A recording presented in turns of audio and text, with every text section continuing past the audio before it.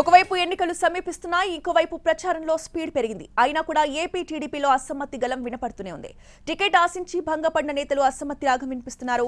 కృష్ణా జిల్లా పెడన నుంచి టికెట్ ఆశించి భంగపడిన మాజీ deputy speaker Buragadda Vedavyas independent గా పోటీ చేసేందుకు సిద్ధమవుతున్నారు.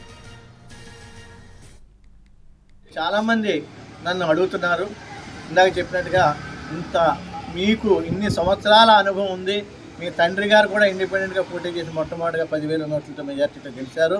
మీకు నియోజకవర్గంలో 60 ఏళ్ల సత్సంబంధం అనుబంధం అన్ని వర్గాలతో ఉంది కనుక మీకు ఇండిపెండెంట్గా ఇస్తే ఖచ్చితంగా గెలుస్తారు కనుక ఆ ఆలోచన చేయమని చెప్పి ఎక్కువ మంది అంటున్నారు కనుక ఆ దిశగా కూడా కొంత వర్కౌట్ చేయడానికి ప్రయత్నం చేయాలి. అప్పుడు పెడ నియోజకవర్గం నుంచే పోటీ చేయవలసి వస్తే అభిప్రాయాలు తెలుసుకుని అందరూ కూడా అభిప్రాయంతో కనుక ఉంటే ఆలోచించారు.